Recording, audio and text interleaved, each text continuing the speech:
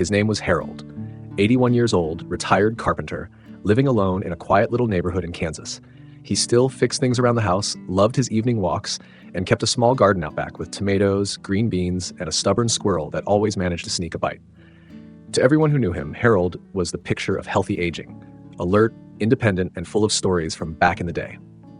Then one morning, Harold didn't wake up. His daughter found him still lying peacefully in bed, glasses folded on the nightstand, a half-finished crossword puzzle on the table. No sign of distress, no cry for help, just gone. The autopsy didn't point to anything specific. His heart was mostly fine, his organs showed only mild wear. His doctor said, sometimes the body just gives up. But Harold's daughter couldn't shake the feeling that something had been missed, something subtle, something that built up night after night. And you know what? She might have been right. There are simple bedtime habits, things many of us do without thinking, that can quietly wear down the body after a certain age, especially after 80, when even small stressors can add up quickly. Things like eating too much right before bed, staying up late watching TV, or sleeping at inconsistent hours may not feel dangerous, but when you're older, they can become silent thieves, slowly draining your strength, clarity, and even your safety. So today, let's talk about 5 bedtime habits you absolutely must avoid after the age of 80. This video could help you, or someone you love, avoid the same fate as Harold, a peaceful but unexpected end that could have been prevented with just a few small changes. Before we dive in, take a moment to subscribe to the channel. If you find this video helpful, please give it a like, share it with a friend, and leave a comment below. Your story could help someone else stay safe, stay sharp, and stay alive. Let's begin. The first habit that may be quietly harming you is eating too close to bedtime. I know a warm snack before sleep sounds comforting. For many older adults, it becomes a little routine, but after 80, digestion slows down significantly. Your body simply can't process food at night the way it used to. And when you lie down after eating, food stays longer in your stomach. That increases the risk of acid reflux, poor sleep, and even small changes in your heart rhythm that, over time, could become serious. Think back to Harold for a moment. His daughter remembered that he'd often eat a small plate of leftovers or cookies right before bed, especially when he felt lonely. Nothing wrong with that, until you realize how often it caused him to wake up coughing or feeling slightly breathless in the morning. She never thought much of it, but now she wonders. Instead, try to eat your last meal at least 3 hours before going to bed. Keep it light, lean protein, steamed veggies, maybe some fruit.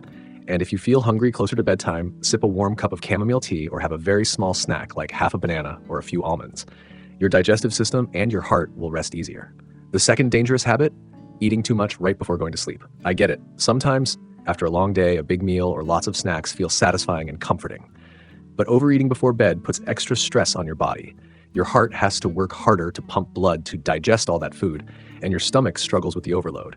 It can lead to discomfort, indigestion, and restless nights. Over time, this strain can affect your heart health and disrupt your sleep quality. Harold, for example, sometimes had large portions late at night, especially when family gatherings or holidays happened. He thought he was just enjoying life, but that habit could have contributed to his subtle health decline. Try to avoid large meals within 3 hours of bedtime. If you're truly hungry late, opt for small, easy-to-digest snacks instead. Now, onto the third habit, going to bed at inconsistent hours. Some nights you're out like a light at 8 p.m. Other nights it's past midnight before you drift off. That kind of irregular schedule might not feel like a big deal, but to your aging body, it's a constant disruption. Your internal clock, also called your circadian rhythm, needs predictability. Without it, your hormones get out of sync, your digestion weakens, and even your immune system can suffer.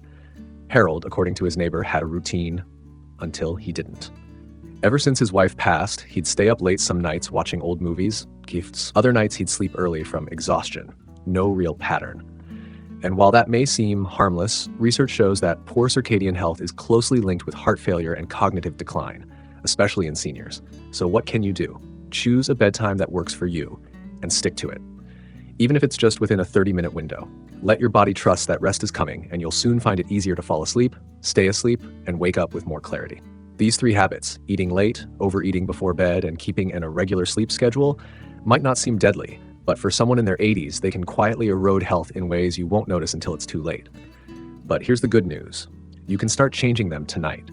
You have the power to give your body the rest it needs, and in doing so, protect your memory, your heart, and your independence for years to come. And speaking of things we don't realize, let's talk about the 4th habit, one that flies under the radar for many people, especially after 80. It's spending too much time alone with your thoughts right before bed. Now, that might not sound like a problem at first. In fact, quiet reflection can be a beautiful thing. But for many older adults, especially those living alone, the nighttime hours are when worries start to creep in. You lie there staring at the ceiling, thinking about things that happened long ago or things you can't control, your health, finances, family, even regrets. And the more you think, the more your heart races, your breathing becomes shallow, and your body tenses. That's not rest. That's quiet stress, and it's just as harmful as the loud kind. There's even a term for it: nighttime rumination. It tricks your brain into staying in fight or flight mode, even when you're lying in a soft, warm bed. That tension can raise your blood pressure, increase your heart rate, and make it harder for your body to repair itself overnight. Let's go back to Harold for a second. His daughter later admitted that he had mentioned having trouble shutting off his brain at night. He missed his wife, he worried about being a burden, and in the silence of those dark hours, those thoughts got louder. If you've ever felt the same, please know you are not alone. And there are gentle ways to calm your mind at night. One of the most powerful is journaling. Just before bed, write down whatever is weighing on your heart. Don't filter it. Let it out. Even 5 minutes of writing can move those thoughts from your mind onto the page, making them feel lighter and more manageable. Another tool is gratitude. Before you close your eyes, think of 3 things you're thankful for. They don't have to be big.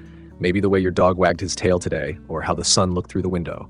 Gratitude softens the heart, quiets the brain, and signals to your body that it's safe to rest. Breathing exercises can help too. A simple one is the 4-7-8 method. Inhale for 4 seconds, hold for 7, and exhale slowly for 8. Do that a few times and you'll feel your whole body relax. Now let's move to the 5th and final habit, and this one might surprise you: excessive screen time throughout the day, especially in the evening. I know we touched on screen use at bedtime already, but here's the deeper issue. As we age, our brains become more sensitive to stimulation, and many seniors are unknowingly overloading their nervous systems with constant input. News programs, social media, text messages, email chains, dramatic shows, even YouTube. Yes, including this very video if you're not careful. Too much screen time, especially late in the day, can lead to overstimulation of your brain's stress pathways.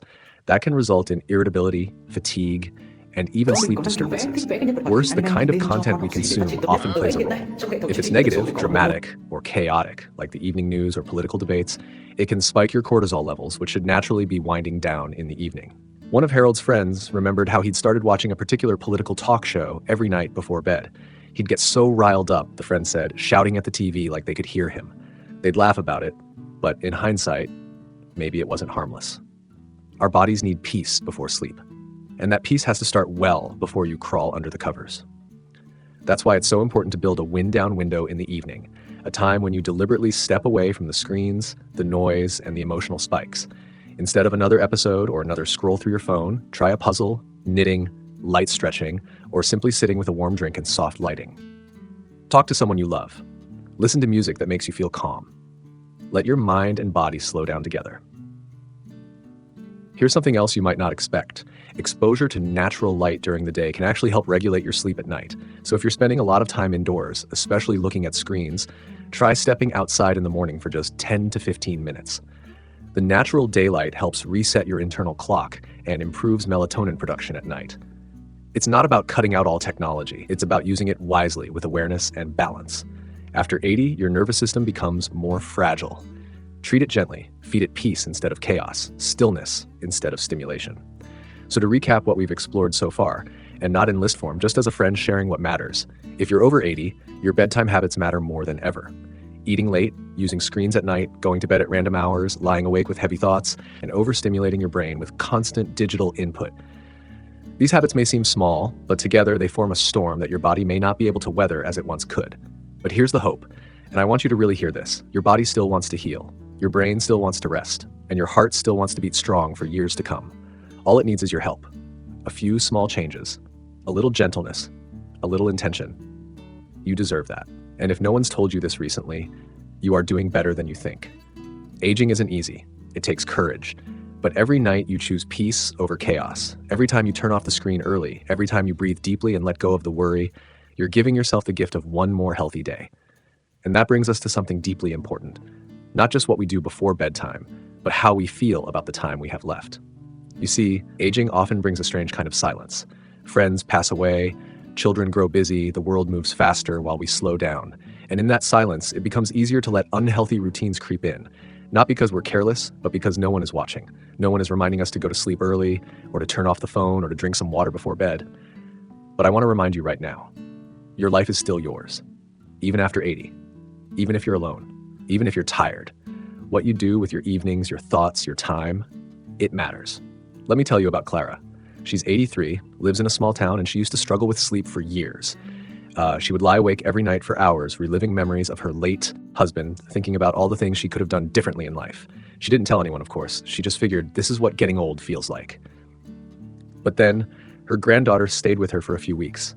And one night, the little girl looked up at her and said, "Grandma, why do you look so tired all the time?" That simple question sparked something in Clara. She started asking herself, what if I could feel better? What if I could sleep deeper, laugh more, move easier? So she made some changes, tiny ones. She started putting away her phone by 7 p.m. She swapped out the late evening talk shows for soft music and herbal tea. She started going to bed at the same time every night, even if she didn't feel sleepy. And she began writing in a small notebook, not about regrets, but about the little things she still loved. Her porch plants, her neighbor's dog, the way the morning light hit the kitchen sink. Within a few weeks, she said she hadn't slept that well in decades. Now, Clara didn't do anything dramatic. She didn't spend a fortune or change her whole life. She simply decided that the hours before sleep should belong to her heart, not her worries. And that decision gave her energy, clarity, and peace. Things most of us think we lose forever as we age. I want the same for you, because the truth is, the quality of your sleep affects everything: your memory, your mood, your balance, your heart, your immune system. It's not just about feeling rested.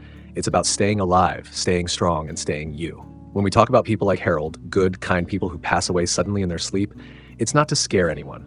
It's to remind us all that life is delicate, precious, and it deserves care, especially at night when the body does its most important healing work. So tonight, I invite you to give yourself a gift, even just one. Maybe tonight, you put away the phone an hour earlier, or maybe you drink some warm tea instead of wine. Maybe you pull back from the news and listen to the sound of rain or soft music. Maybe you turn out the lights at 9:30 instead of midnight, just to see how your body feels when it's treated gently. These choices may seem small, but they are powerful, and you're not doing it alone. This community, right here on this channel, is full of people just like you, strong, wise, and learning every day how to live with more intention, more clarity, and more love. If you found even one helpful idea in today's video, would you do me a small favor? Tap that like button. It lets me know I'm on the right track and helps others like you discover this message. If you haven't already, hit that subscribe button and turn on notifications so you don't miss the next video. We've got plenty more tips, stories, and encouragement coming your way. And most of all, I would truly love to hear from you in the comments. How do you unwind before bed? Have you noticed certain habits affecting your sleep? Or is there something you're still struggling with? Your story might help someone else feel less alone tonight. Aging doesn't mean giving up control. It means learning new ways to protect your energy, your mind, and your heart. So here's to you, to deep sleep, to gentle evenings, and to waking up tomorrow feeling a little stronger than yesterday. You've earned it. You deserve it. Thank you so much for spending this time with me. I'm truly honored to be part of your journey. Take care of yourself tonight and every night. And as always, here's to living your best life at any age.